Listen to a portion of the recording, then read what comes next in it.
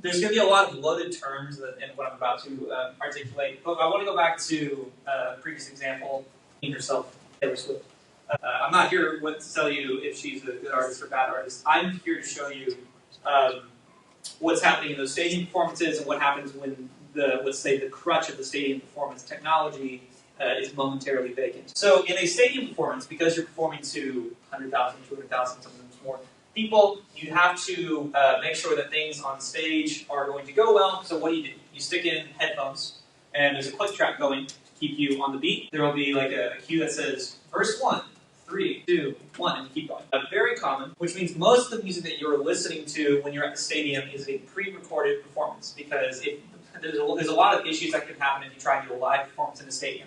If you sing into a mic, because there's a lot of people yelling and screaming and singing along with you, that sound can bleed into the mic and go into the speakers and cause feedback. There's a lot of variables that happen with an event like that. So what happens is they pre-record everything. You have the click track, and then there's a lot of lip syncing. So when Taylor Swift takes away the mic and she holds it up in the air for the audience to be singing and her voice cuts out, that was a pre-recorded plan. That was not improvisational. That was rehearsed many different times in order to have a quality, cohesive product. So in this performance of, again, the Queen herself, Taylor Swift, this is what happens when the Autotune cuts out and what happens when you don't have that crutch available.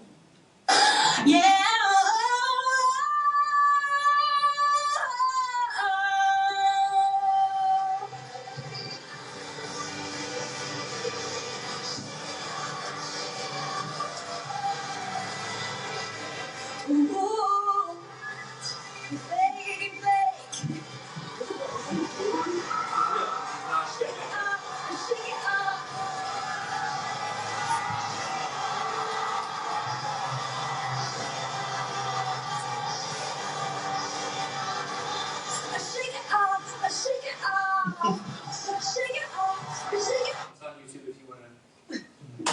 You just ruined Taylor Swift for me.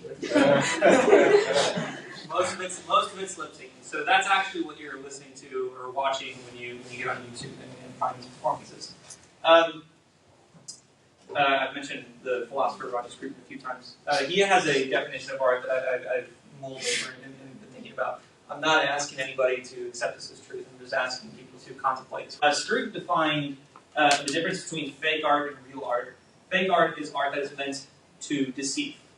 It's art that's meant to, quote-unquote, trick you. He defined this as fake art. One of the words that kept getting thrown around here was natural, that which is in reality. One of the problems that's happened recently with the invention of AI is that there are now, quote-unquote, AI singers that are dominating the online marketplace at places like Apple Music and Spotify, getting millions upon millions of hits, and not one part of that performance of that artist, of that song, was human created. It was all AI generated. It was an algorithm that was designed to get you hooked long enough to listen to that 10 seconds so that somebody got paid. You know, it was this fake thing that was put out, and people were deceived into listening because they were unable to distinguish between that which was real and that which was fake. So again, this is a very loaded way of understanding this, and it's certainly disputable. And I'm not asking anybody to accept it at face value, just to consider.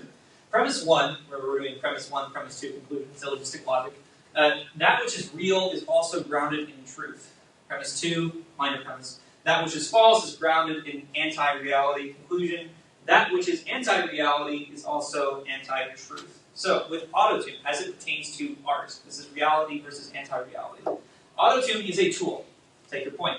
Autotune is a tool that is used to help refine a performance. I've seen this happen loads of times whenever I've gone into help with studio recordings. Somebody misses one note. You can either go back and record 4 minutes of a song, or you can just, fix that one thing. And, aha, now we're saving time in the studio. Autotuners flirt with deception. So what's fascinating with Autotune is it's true. Like, yes, I can use it as a tool to refine my voice. And, hey, it's like one note I fixed. What's the big deal? I can also take somebody who can't sing, as I take, Kevin here, and I say, yes, Kevin is at the level that Aretha Franklin or Freddie Mercury. Look at this, and I put a YouTube video out of Kevin singing Bohemian Rhapsody. Is this a form of lying? Can he actually sing Bohemian Rhapsody? No. He can certainly try, right? Yeah, absolutely. Good old college try, right? But unfortunately, would be unable to do it. So we have an example where there are auto-tuners sporting with deception. This is probably the most controversial conclusion from this, but art must be true in order to be real. There's obviously some fundamental presuppositions that we can quibble with, but just accepting, if we accept the syllogistic logical pursuit of this, the thing that you all seem to be kicking against, or at least for the most part, is that the fake art, the deceptive art, goes against the thing that you all naturally gravitate towards, which is the true art, the authentic voice.